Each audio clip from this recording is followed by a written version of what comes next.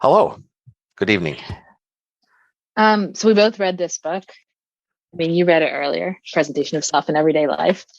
Um, and you reread it and I read it for the first time. And the main thesis of the book is that a lot of socializing is structured by the idea of a front stage and a backstage, so that there's um, aspects of oneself or one's life that one is presenting to others almost as though you're an actor playing a role. Um, and then there's, what's not visible to others. And there can be, often or typically, you're going to have teammates. So you may be playing roles together with others. And then there's an audience of people who themselves are in some sense together. Right. And so a lot of our social lives have this structure. I guess one question I had for you about this seems like an alternate way of presenting the idea of signaling, like a different mode of presentation of a lot of the same facts. And so how does it compare from your point of view? Well, first of all, you have to admire its prestigious. He's giving it a highbrow framing that is, at least people today and his audience probably thought of plays and actors as prestigious. And so he's taking what you might have looked down on and might have seen as sullied or dirty and given this highbrow framing, which helps him sort of treat it from a distance and analytically and not be very critical of it per se, as many people might be tempted to be. That was an admirable, I guess, effect, sort of to give people the space to sort of just consider it analytically without moralizing quickly about it. I agree that he does that. I don't think the acting framing is particularly conducive to that. I mean, that is like, what the hypocrite, that word. Do you know what the etymology of it is? No. It means actor in Greek. Hippocrates is an actor. Right. Well, clearly we've separated those connotations by now. I mean, I think people often use have negative associations with acting, like it's false, it's being fake. I have negative associations personally with acting. And I would say, like, the idea of a signal, right? Like your idea, that just sounds like, a package of information. It's non-valenced. So if somebody told me there were two treatments of this phenomenon, and one of them said people spend their whole lives acting in front of other people, and there's this backstage stuff they don't show, and the other one was like, well, people are sending all sorts of informational signals, and we're not like aware of all the signals that we're sending. I would have said the second one is the dispassionate and detached one, and the first one, but right. You're right, that's not actually how it plays out. But I don't think it's the framing. Well, so I do agree that just merely sending signals and communicating isn't particularly problematic. It's when there's this conflict between two levels of signals where they don't entirely agree. And that's the degree to which signaling is often sort of, it's an indirect way of communicating something that's often at odds with other things you might say, or at least there's the interesting question, why did you use this other channel of communication when you could have just said it directly? He does. I mean, the thing I most noticed about the book on reflecting on it was in comparison with our book, The Elephant in the Brain, was that he talks about people managing an impression, and he does mention it many times that it's an impression that might be false or that could be seen to be false. And in fact, he more focuses on whether one impression would be at odds with another, and he doesn't really dwell much on whether it's just a false impression. But although he could, but he doesn't, really puzzle over why it is that one would need to hide anything at all.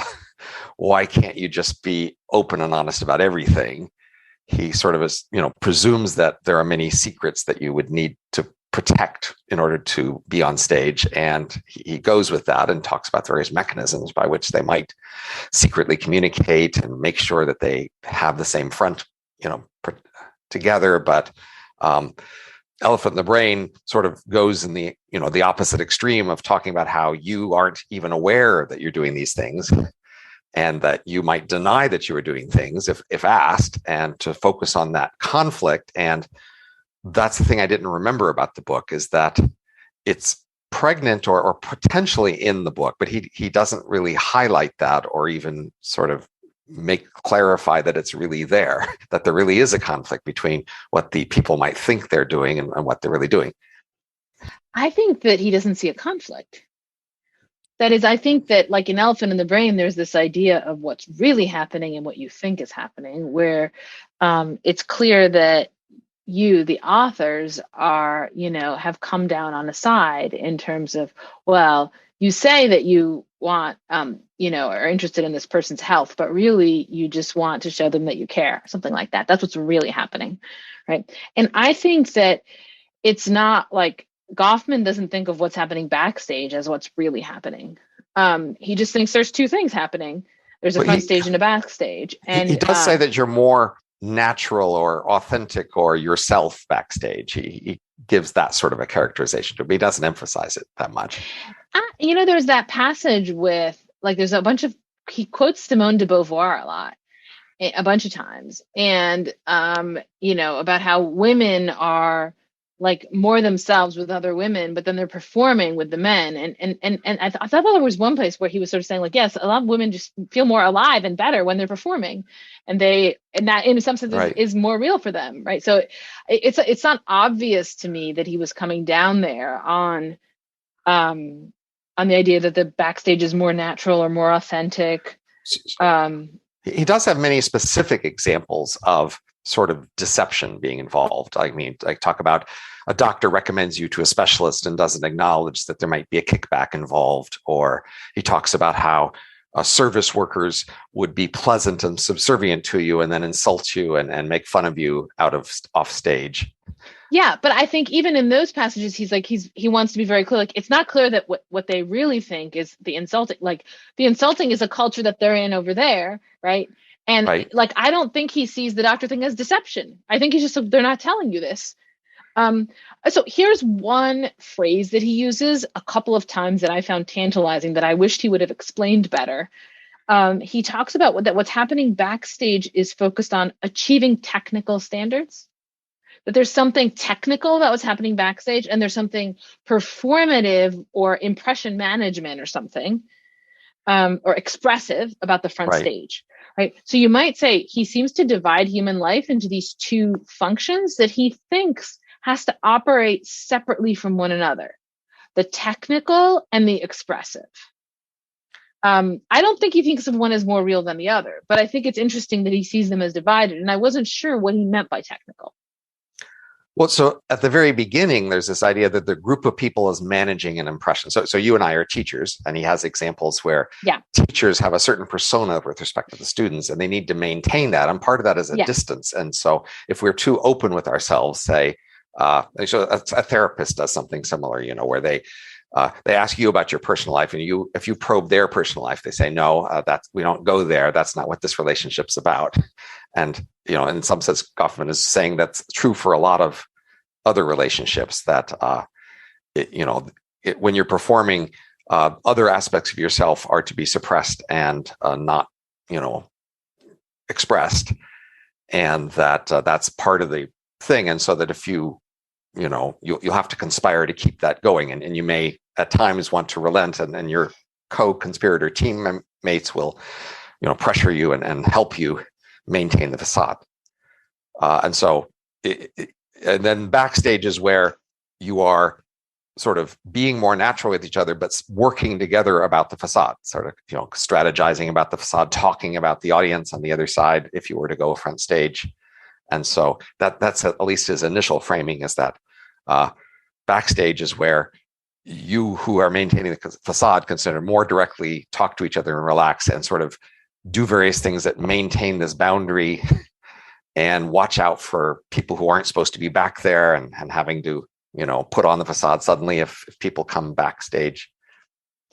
But I also think the backstage isn't just about managing the front stage. That is, there's real work that needs to be done, right?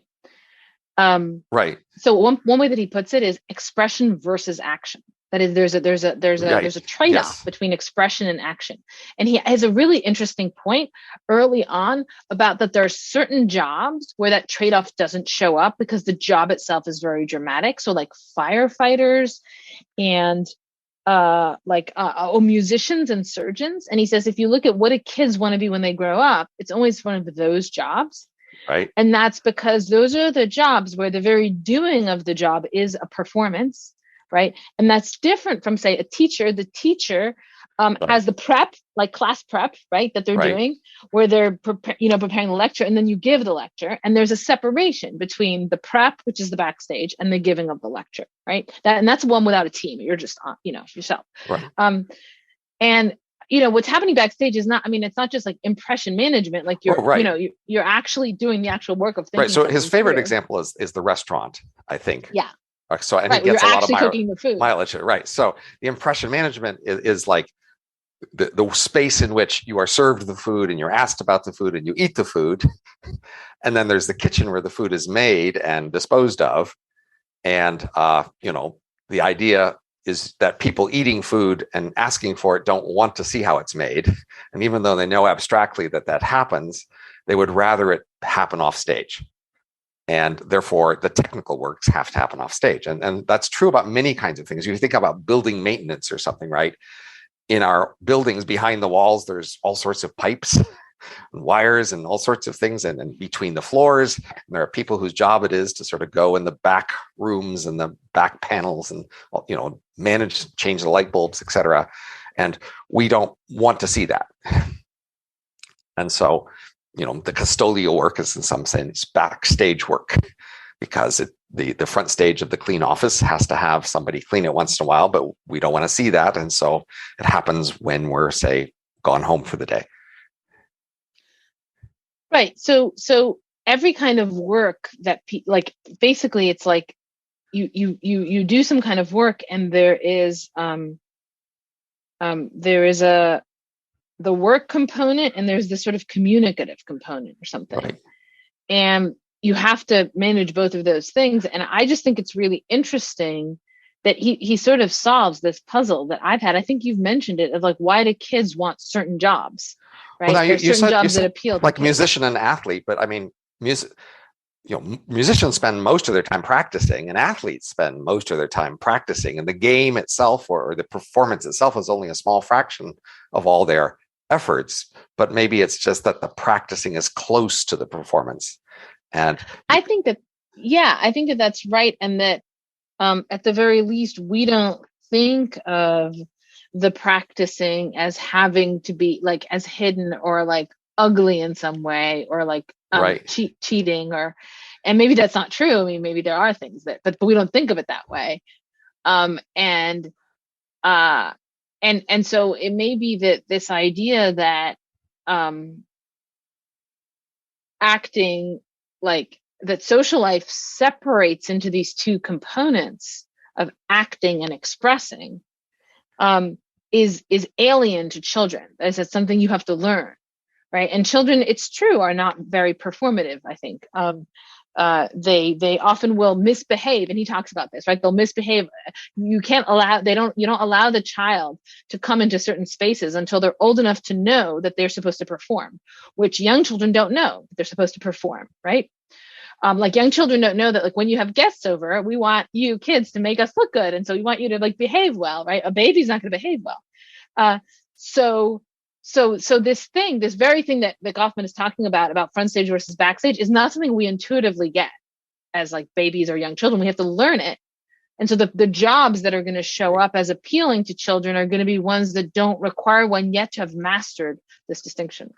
I think there's a further part, which is that we often have idealized concepts of an activity, and the backstage somewhat belies that ideal. So I was thinking about, say, if you see someone giving a passionate speech, and then if you saw them practicing the speech, you might see them sort of trying each line with different emphasis on different words. And then you might realize that the emphasis they had in the speech wasn't spontaneously, representing the emotions that are trying to be conveyed, that it was all very carefully planned. And that might on reflection, you might realize, I guess that's how it goes, but it sort of takes away this myth that the speaker is just this passionate, smart person who is telling you these things that come to his mind. Yeah. So that's one of the things Goffman talks about, is that there's this sort of conceit that every performance is unique or is spontaneous, or I can't remember what the right word, right? But it's like there would be a problem if you found out that the conversation the shopkeeper was having with you was just the exact one she has with every single person who comes in there. He talks very specifically about, say, a maitre d' or some host at the entrance of a place who might go out of the way, say, "Oh, it's so great to see you. I haven't seen you in a long time. How are the kids?" And go through this big performance as if you were a special person. And then if you saw them do that to the next 5 people in a row, you might not find it so special. And so they have to have a special room where they can do this special performance just for you, to give you the illusion that you're being treated differently. Yeah. So I wonder,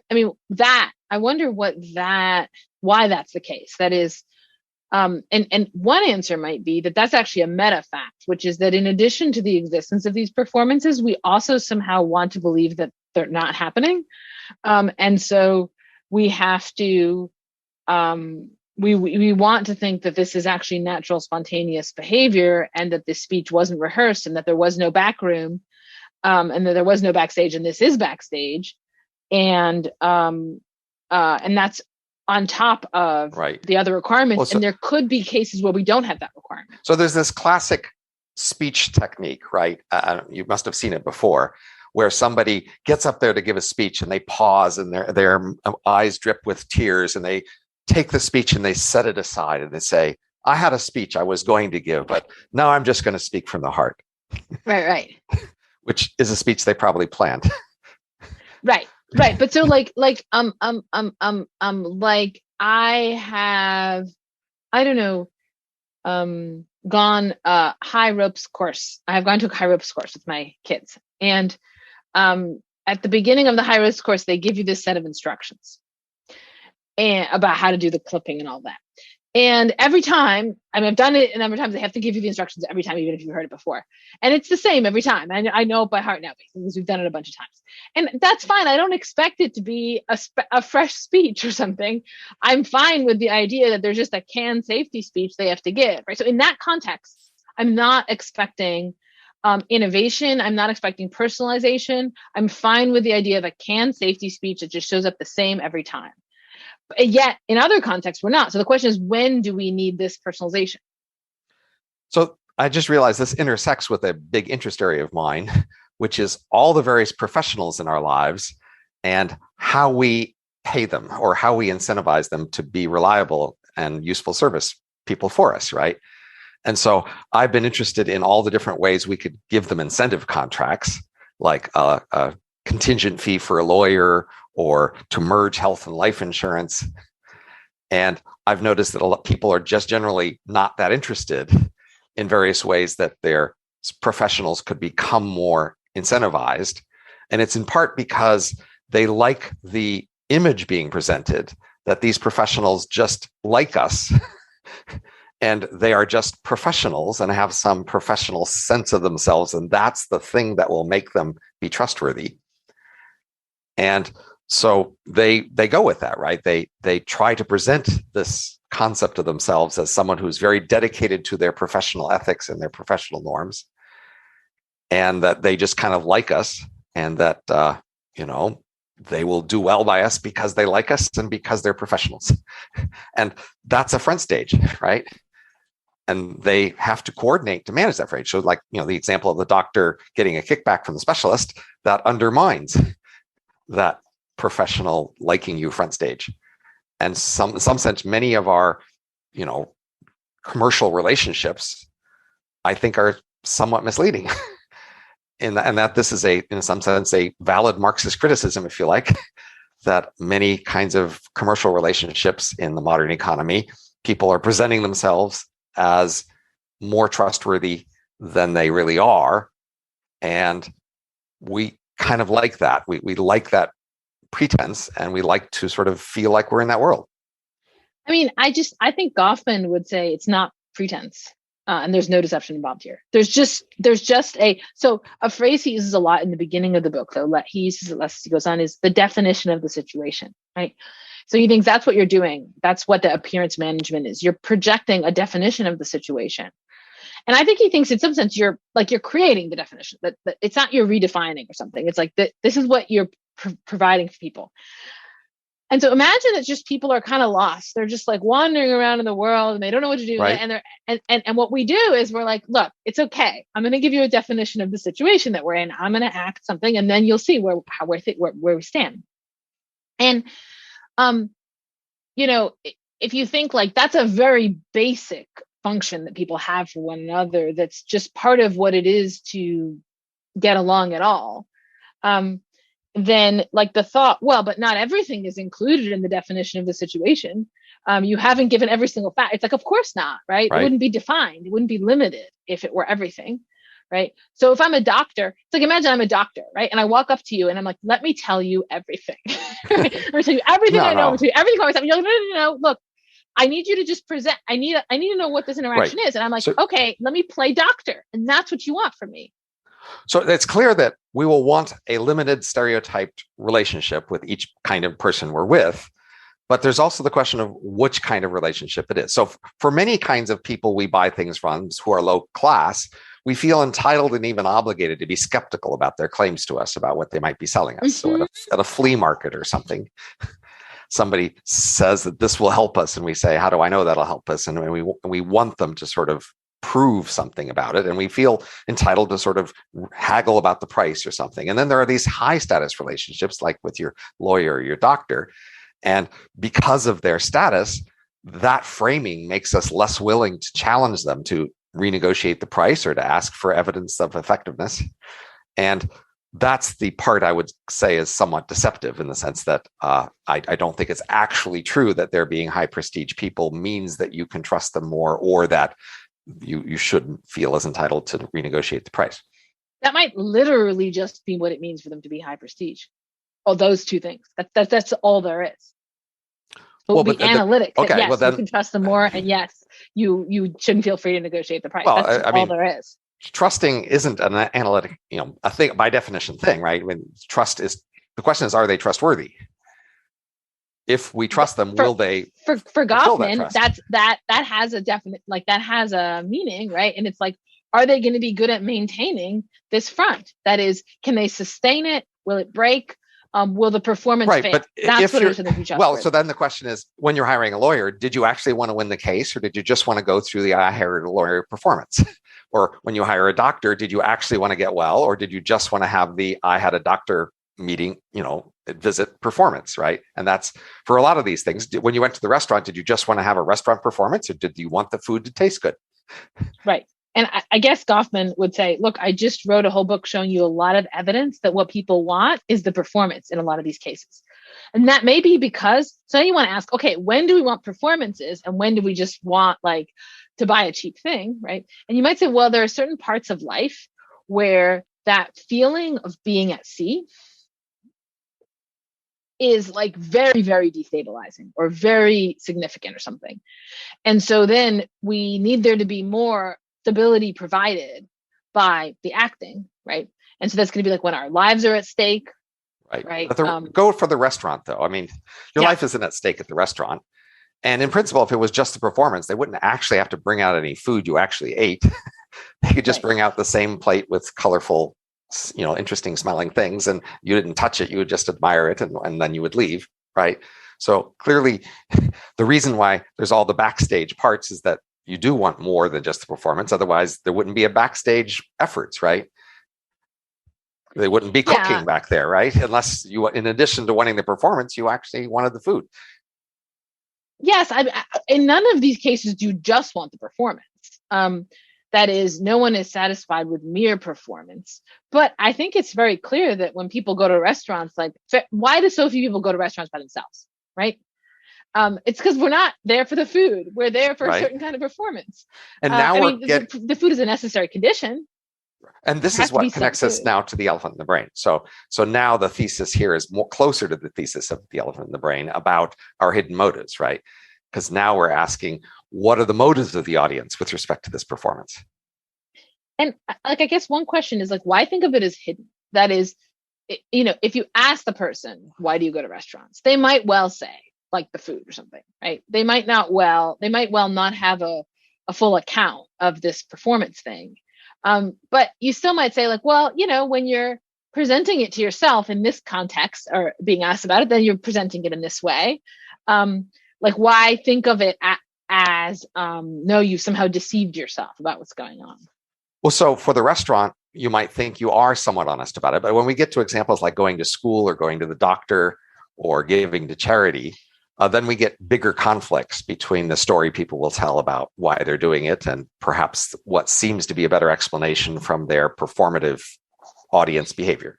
So if you tell people, you know what, on average, people go to the doctor more, they're not any healthier, then that shocks people. They find that very hard to believe.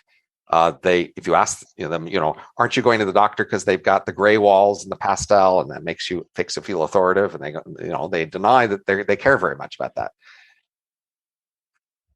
Right. I mean, I guess I think they do think that the doctor is going to help them be healthier, and but they want the person who's making them healthier. It's very important to them to be able to trust that person. Whereas the person they're buying stuff from at the flea market, it's not important to them that they're able to trust that person. And that difference, do you care about trusting the person or not? That's them understanding that this is a performance context. So let's watch the phrase. You said able to trust.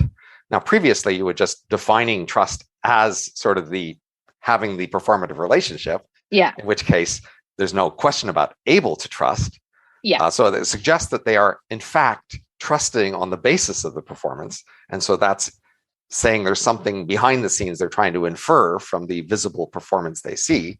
And that may be, in fact, a mistaken inference. That is, they may not be actually getting the trustworthy behavior that they are seeking from the surface behavior that they are using as the sign of what to trust.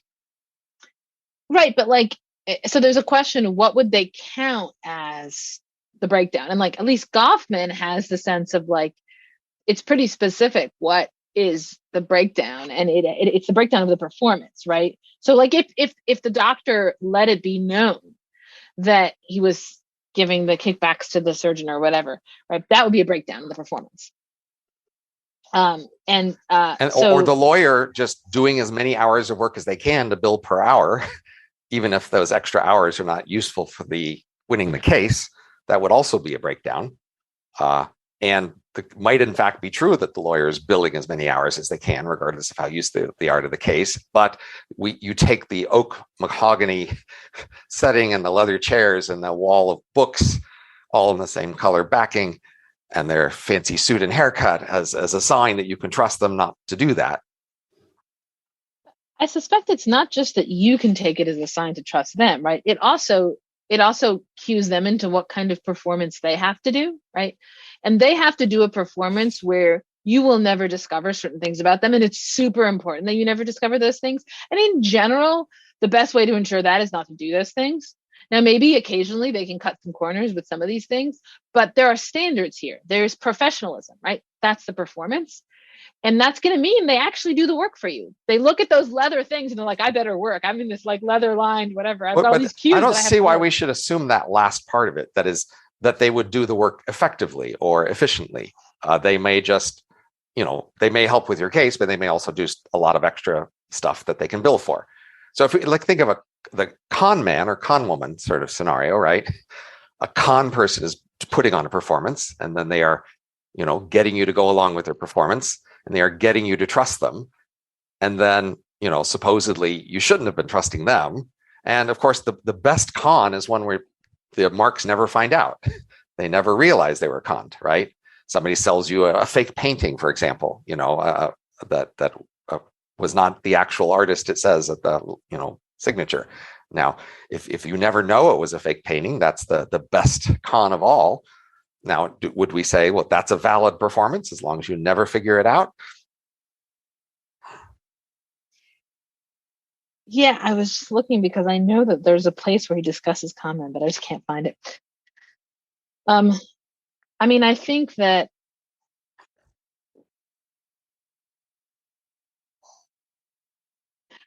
I guess I think that there's almost like a meta performance where it's like all of these performances are not just performance, or right, like we couldn't have it all fall apart. Like, so if everybody is doing their role and everyone's playing their part, and there are no embarrassing gaps and whatever, then everything's going to get done in society. So it's almost like we're playing a game of society, right? And we have to make everybody know that we're playing the game society. And like in society, there are doctors and there are lawyers.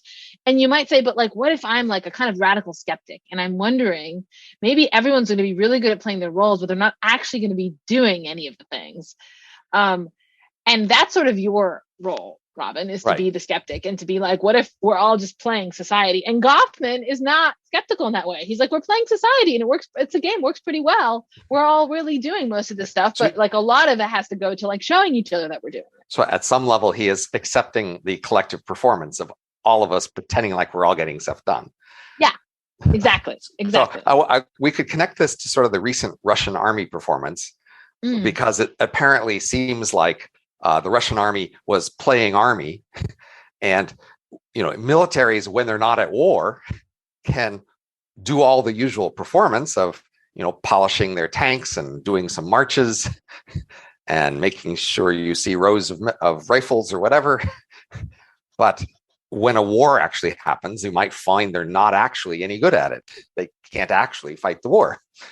And you don't know that until you actually turn it on. So there are many kinds of things we trust that we don't get feedback frequently, and only every once in a while will we actually see the test. And you could say that's roughly true of doctors, in the sense that most of the time your whatever medical problems you have are pretty minor. Every once in a while there could be a big tough thing, and that'll be very rare, and it'll be too late if after that you learn that they weren't any trustworthy.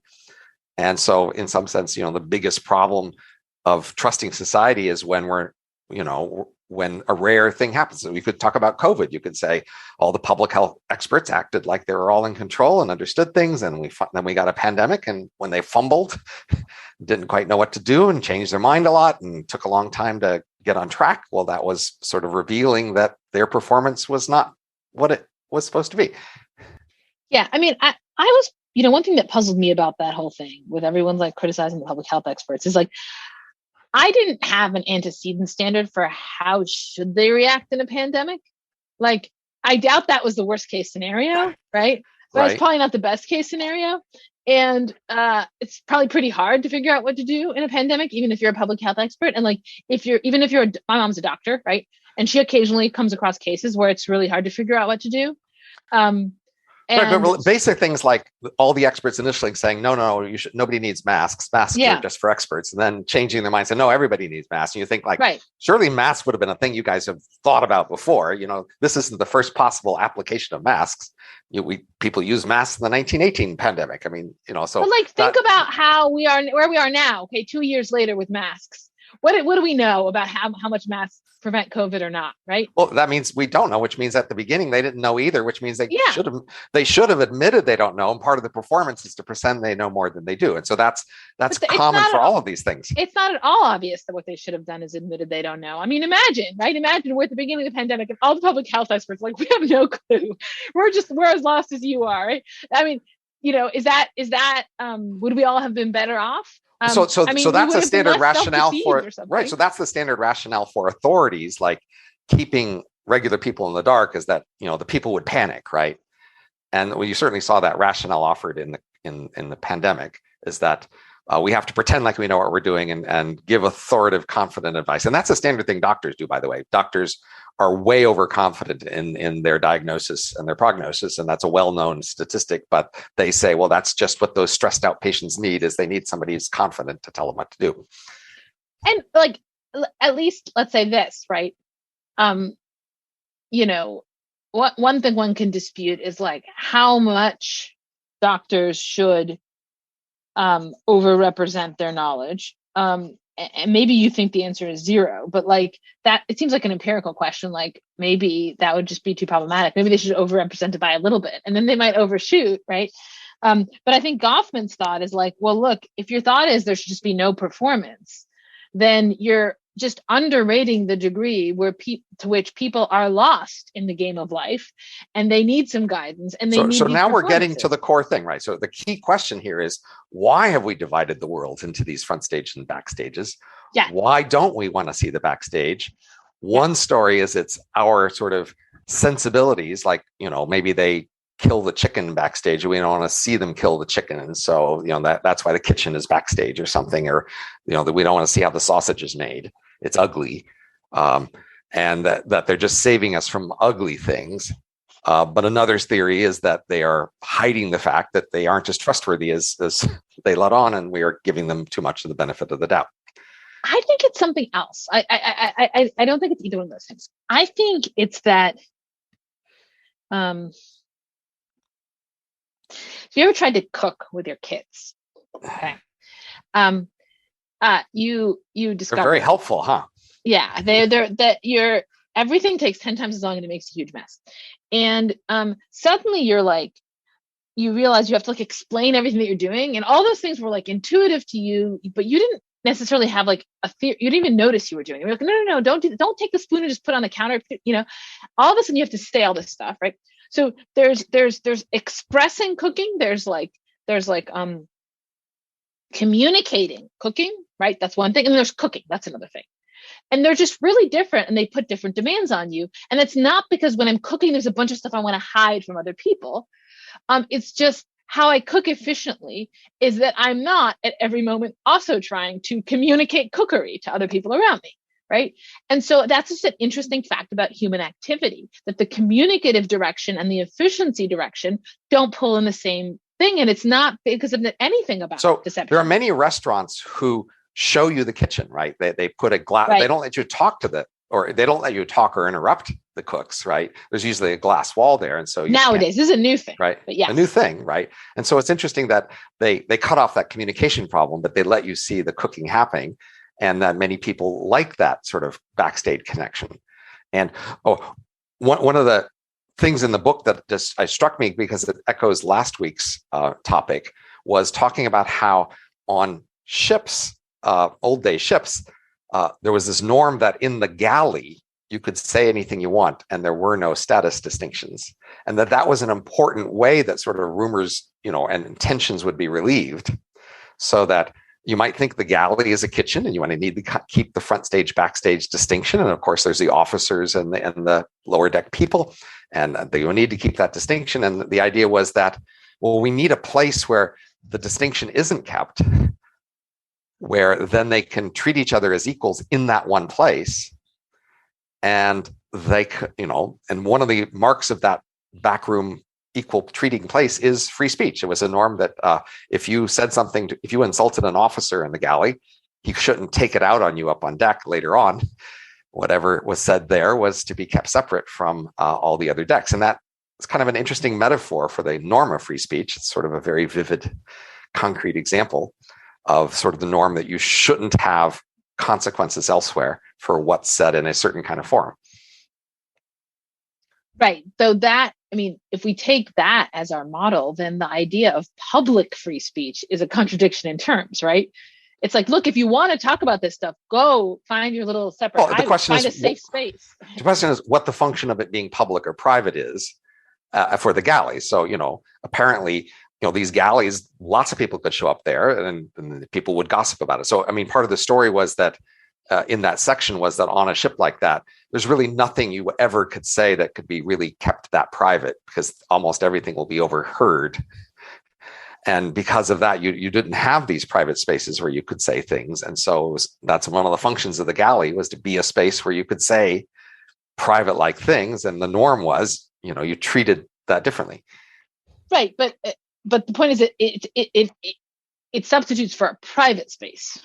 Right. And so people who want free speech, free from consequences, they want public spaces to be like that, which would be front stage. They want front stage to be. And so that's like wanting front stage to be backstage.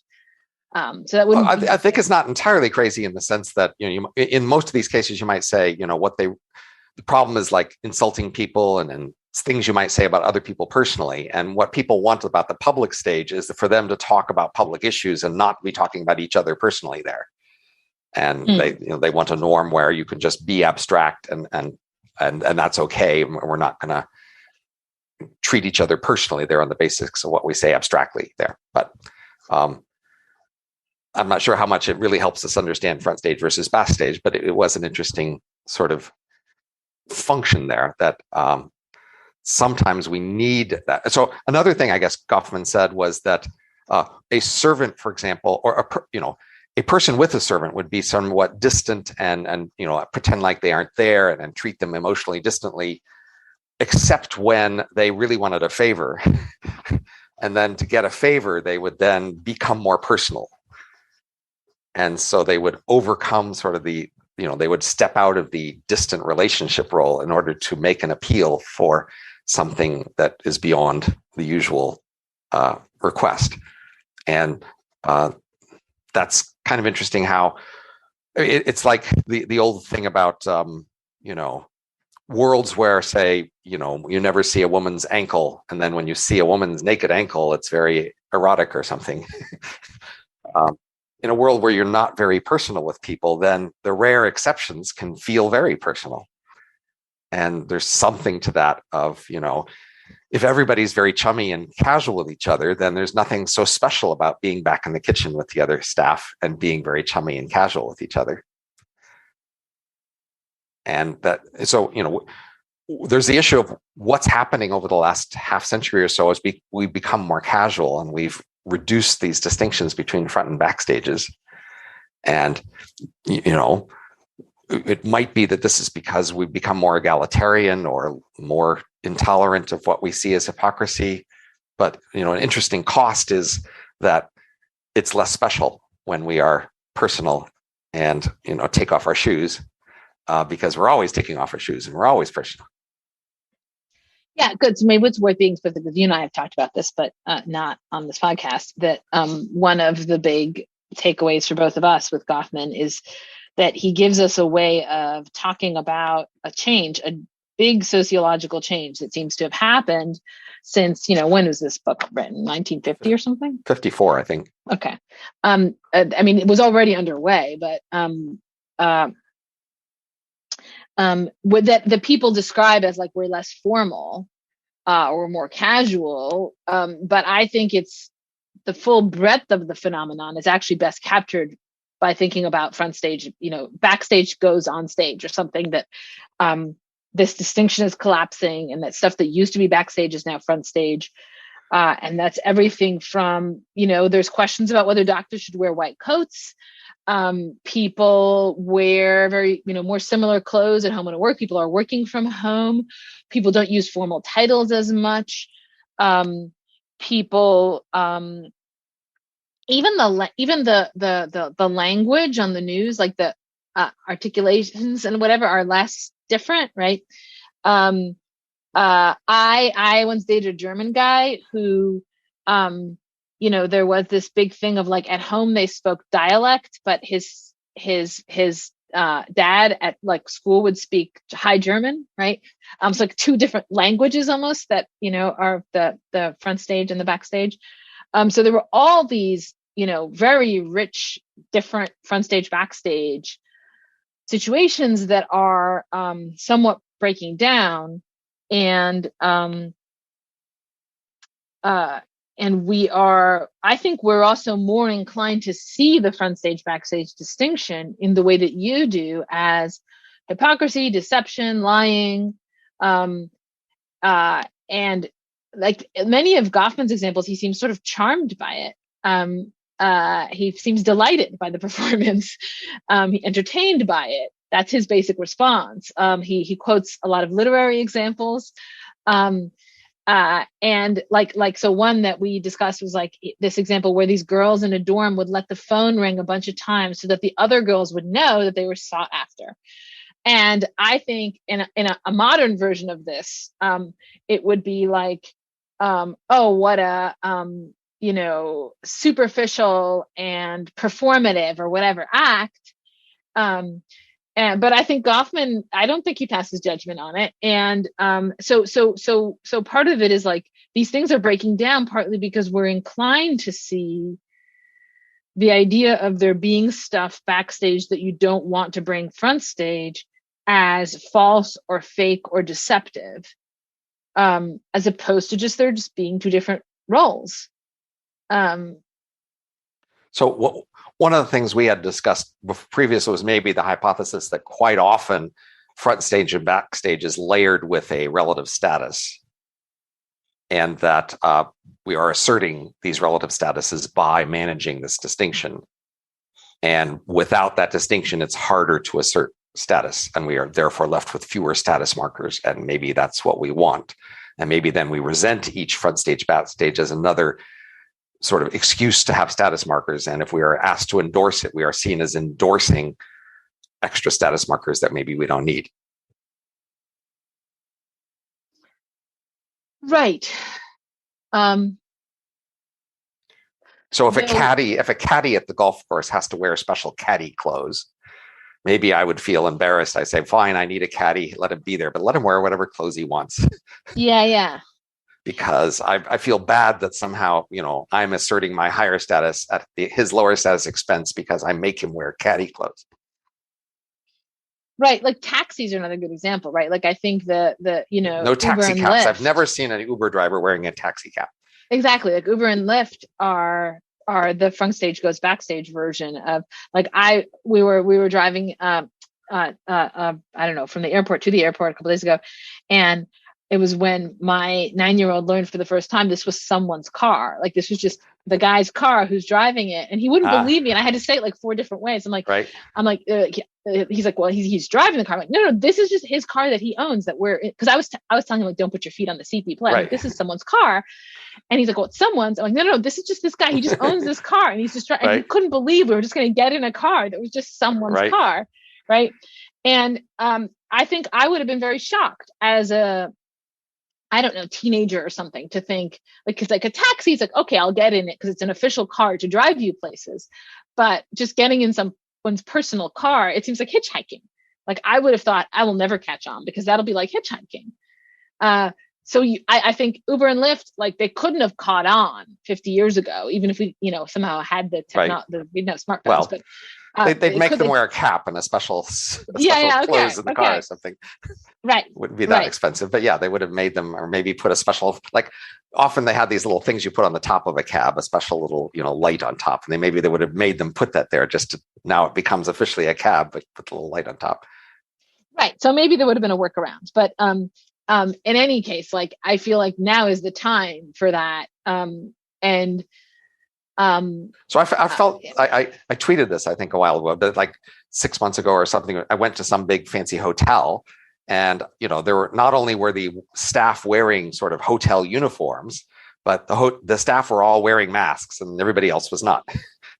And that was part of the the distinction of roles and the stage, right? And I felt bad for them. All these people working hard, having to wear masks, and the rest of us not wearing masks.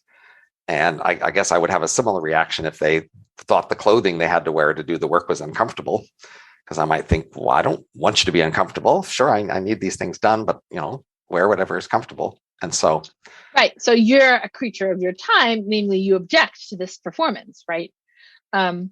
Sometimes people ask me, why don't I have a tweed jacket as a professor, right? People have asked you that. No one's ever asked you once upon a time, that was a tradition. My professors had their own sort of clothing as to distinguish their roles. And now, basically they don't. Almost no one really wears professor clothes.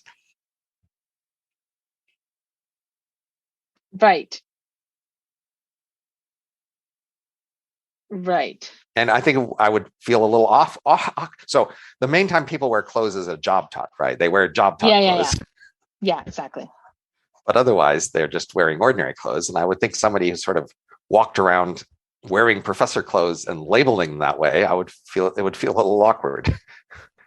Right. So, in fact, there's now like controversy over should you wear a suit for a job talk? And I think you can just there'll be someone who responds to you negatively if you do, and there'll be somebody who responds to you negatively if you don't. Because if you do, that's like, oh, you're doing this performance, and if you don't, it's like, well, it's a job talk, right? So I think we're at the middle stage where you can't win. But eventually, probably that will go away and people won't wear suits for job talks. But it's interesting if you think about it. It's like if we had been living, 70 years ago, we would have been like, of course we got to wear the professor clothes. And so this is a new thing. It's a new psychological phenomenon, this feeling that you have where it's like the wait staff at the hotel shouldn't have to wear uniforms. Like that would have been so bizarre, I think, to people. It's like, what do you mean they shouldn't have? That's what they are, is wait staff. Of course they have to wear the uniforms. But it's like the idea that there is a communicative role that they have to play, right, that is part of their job. And for weights, the percent of your job that is, right, it's a function of what kind of job. So if you're wait staff, right, that's a big percent of your job. If you're the cook, that's like a small percent of your job. Right. If you're a professor, it's like a pretty big percent of your job. So there are many events, if I'm at, and I look around and I say, who works here? Like, who's an official person I could ask in an official capacity? And then I want them to be wearing something distinctive so I can find them easily and distinguish them, right? Right. Or like there's a reception and somebody's walking around, giving out drinks, and they should wear something distinctive so I can look around and find where to get a drink. Or an hors d'oeuvre or something, right? So there are cases where it's actually functionally useful for them to look different. Right. Or in a store, if it's like Home Depot and you want to know who works there, so you can ask them exactly, right. Right. But I think that it was functionally useful. Like,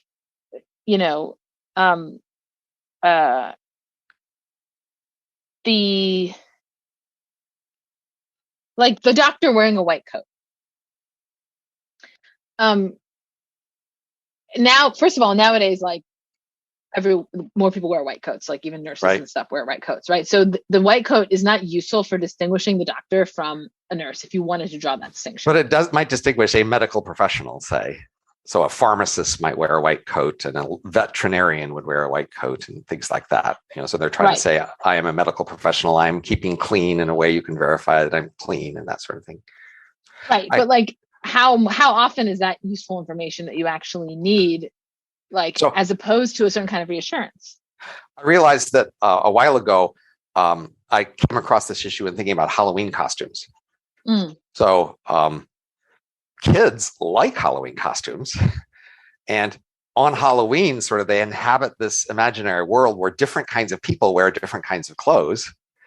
And it's not just that it simplifies the world, it's in some sense more interesting world. So if you think about a classic fantasy world, we often have fantasy worlds where these different kinds of people, like they may be different races or different, classes, but they're often different professions. And they're often have different professions that live together and learn things together, and they wear distinctive clothes, and they have different slogans, and they sing different songs, and they have a loyalty oath that they pledge to each other. And a lot of people sort of find that very appealing. That's part of the appeal, I think, of Halloween, is this idea that you put on this costume and then you become this person. That is, you can inhabit this persona more vividly by putting on a costume. And you can imagine, you put on the pirate costume and you're a pirate, right? And now you can talk like a pirate and imagine being swarthy like a pirate and greedily eating your soup like a pirate might. And you like to have this whole package of lifestyle features that would go together by wearing a particular thing, and that people would accept that from you. If they saw you wearing the pirate costume and they saw you behaving that way, they would accept that from you.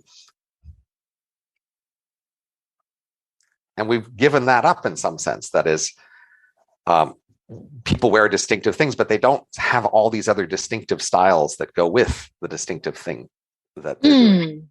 Right, like Sartre's Waiter, that Goffman quotes, where there's a whole performance. There's a whole mode of servility that he's playing. And you might say, oh, I feel bad that he has to do that, but maybe he liked that. He became somebody. Yeah, he became exactly. So I think that's the thing. When I was saying the definition of the situation, there's that become somebody, where it's like we're inclined to take for granted that everybody is somebody, right? But imagine you didn't start with that. Imagine you're nobody has any idea who anybody is. And then Goffman's it's okay, because we're going to have these roles that we play. And that's a way for people to be somebody, right? And there's that wonderful quote from a novel where the guy's at the beach, right? And do you remember that one at the very beginning where there's this what's his name? He's at the beach and he is Oh yeah, performing going into exactly. the water of the beach, and he's performing in front of like the imagined other beachgoers, right? Purdy or something. Yeah. Preety. Preety, that's right. Like for instance, he's pretending not to see the other beachgoers, right? As though the beach was empty. His eyes are sort of on the horizon. And he has this fake nonchalance and this careless, right? And it's like, that's the whole thing he's doing is he's someone at the beach, right? He's playing the role of someone. And if he weren't doing that, he'd be no one. So it occurs to me that there's a datum that seems relevant here, which is if you look at, say, music from 3 or 4 centuries ago, the most popular music was music that most everyone could sing and it would sound pretty good from most anyone's voice. And then over time, we came to like music that of a very particular performance of a very distinctive artist, and only they can do it well. And the rest of us, when we sing karaoke, try to sing it, it sounds pretty crappy. And lots of other arts have moved like that way too. So like several, 3 centuries, 4 centuries ago, the best sculptor was someone who would sculpt in exactly the same way that the best classic sculptors would class. The best ones could be distinguished by looking like each other and the best painters. And today art is, the best is very distinctive and such that nobody else could do it like you do. And I think that's even true of intellectuals. Like once upon a time, the best scholars were the ones who knew the same thing all the other best scholars knew. And now the best intellectuals have their own distinctive intellectual thesis or style. And that seems relevant here to this trend in the sense that in the old days, there were all these different types and you would aspire to become one of those types and become the best of those types. And that was the thing everybody aspired to, right? And now we aspire to be these unique things such that like dressing like other doctors just makes you another doctor. You're supposed to be this unique doctor, or dressing like other professors just makes you another professor. You're supposed to be this unique professor. And I think that's part of what's going on here is sort of, if I look to dress too much like a professor, I'm sort of acknowledging I'm not going to be a unique professor. I'm not a distinctive professor. I'm just another professor.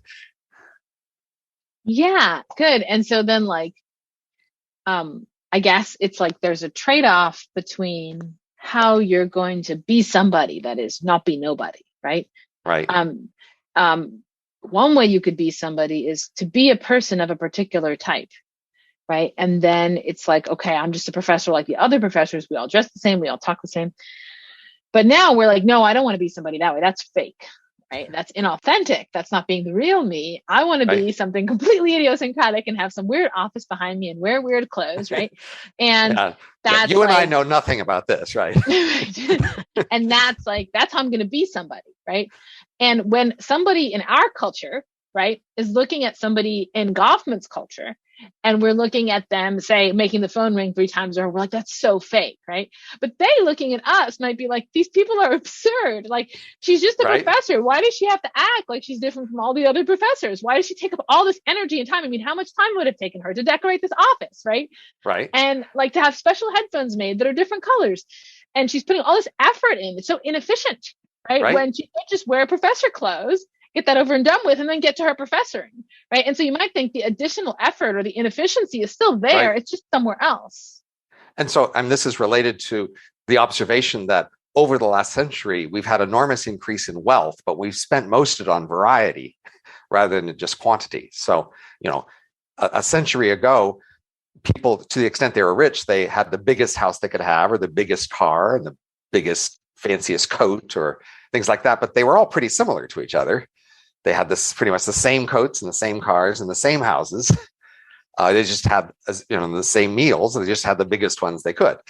And we've gotten a lot richer, but instead of having much bigger houses and much bigger meals and much bigger, even wardrobes, et cetera, we've decided to have variety where we each need our very distinctive, colorful headphone. And instead of sort of the best, most expensive one, or that was the same as lots of other people's. And that's sort of an overall social trend in the last century, is we've spent most of our increased wealth on variety. And here we could say Goffman is letting us notice that people have spent most of their increased effort at career success at variety as well. That is, they are less eager to be the generic cab driver.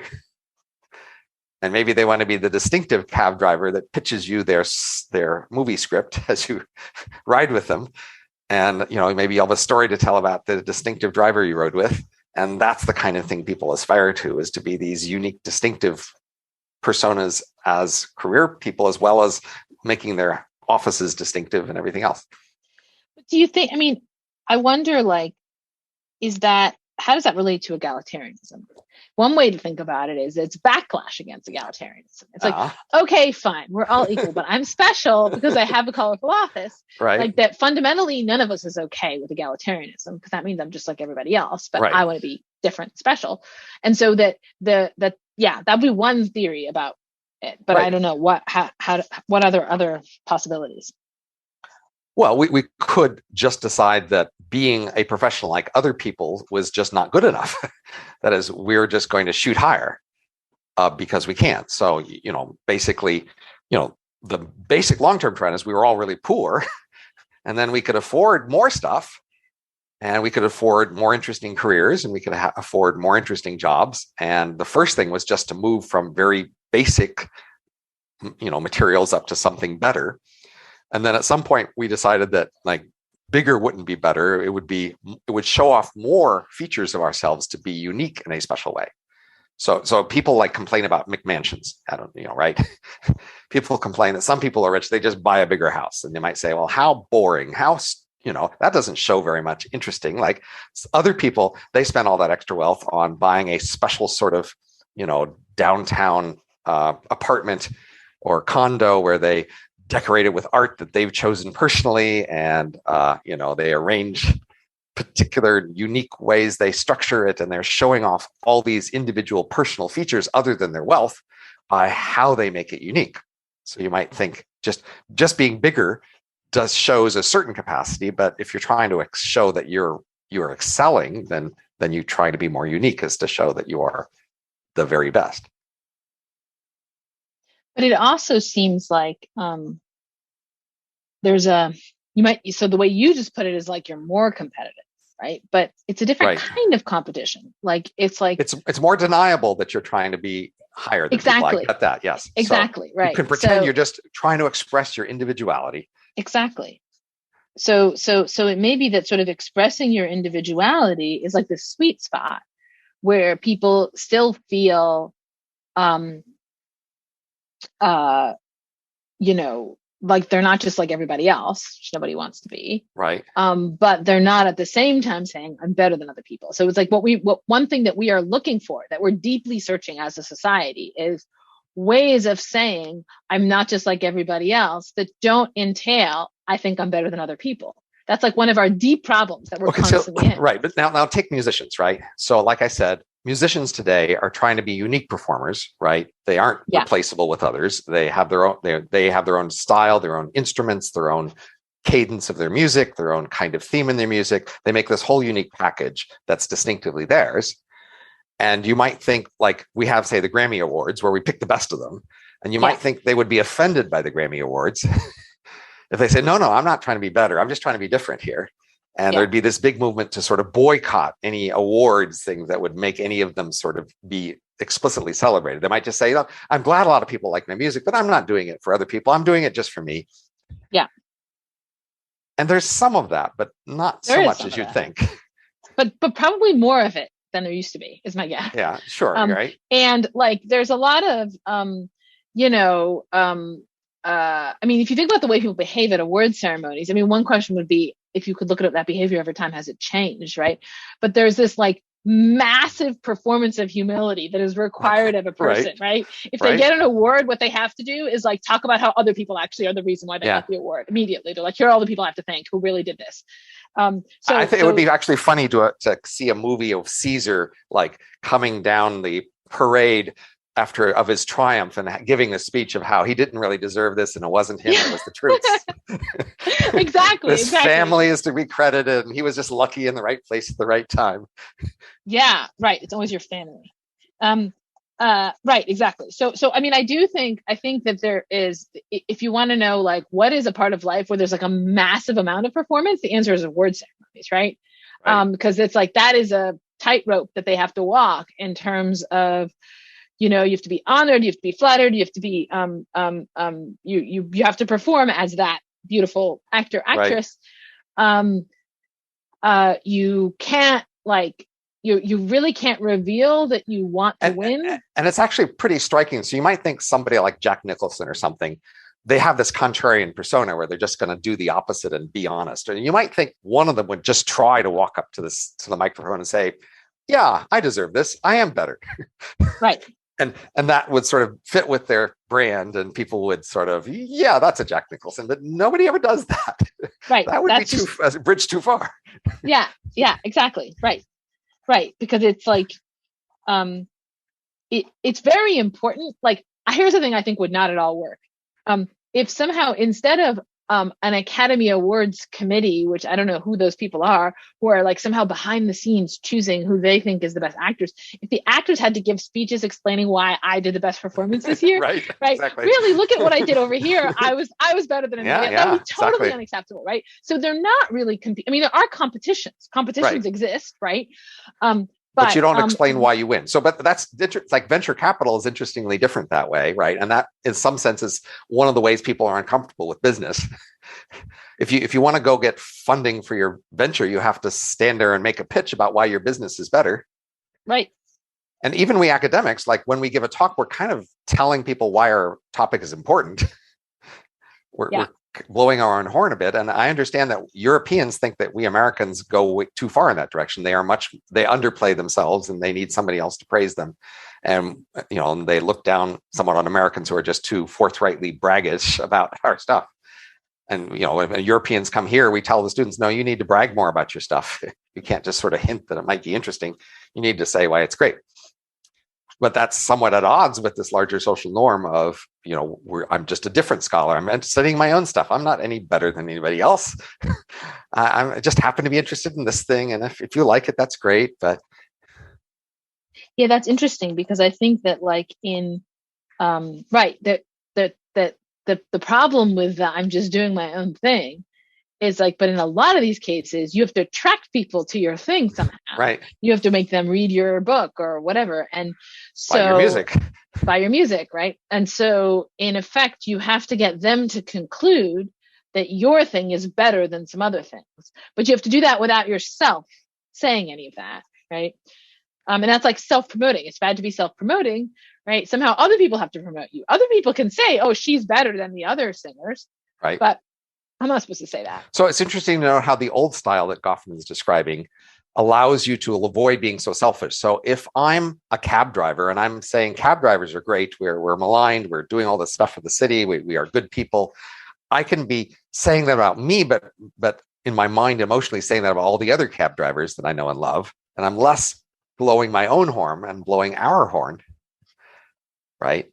And so in some sense, you have to be sort of more arrogant and selfish in our world than you would be in this old world. In the old world, I'm a professor and I'm telling you how great professors and scholars are.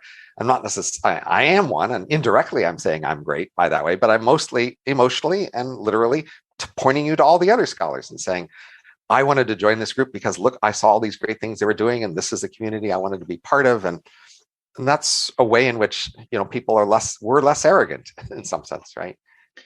Right.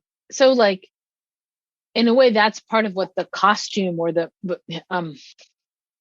what's it called, like uniform, right, that you wear gets you, is that you're not performing as yourself. You're performing as, a doctor or a waiter or something.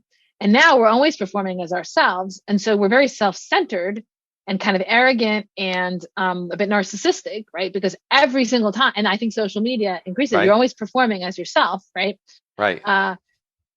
And so that's are there even any community accounts? I mean, that would be kind of interesting to see on Twitter or something, like a community account where like it's 10 people. So the Economist magazine does this thing where the articles are not authored by individual people. And that's pretty rare in the media, because most have bylines by individual, but sometimes there are these communities. And so in some sense, when you're an economist journalist, you are part of that community. You're not an individual. You are promoting the Economist brand, but not your own brand, although you might privately tell people which articles were yours.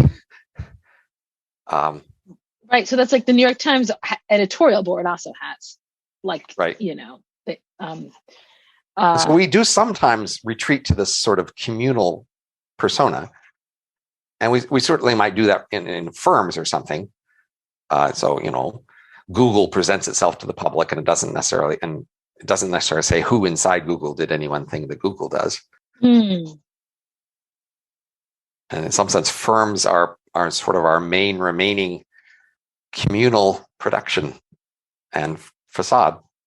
So that could explain, at least partly, one of the reasons why people are so suspicious of and opposed to firms, right? Because we now have become much less tolerant of this facade. And the firm is only a facade. I mean, that's never going to break down, right? Because there's no person. It's literally not it's a person of that kind, right? And so the firms are in a way stuck in the past because they're stuck in this old model metaphysically stuck. They're never going to be anything else, right? There's a facade and there's going to be like a PR team or whatever, right? And they're going to be presenting, there's going to be a brand, literally a brand of like Nike or whatever.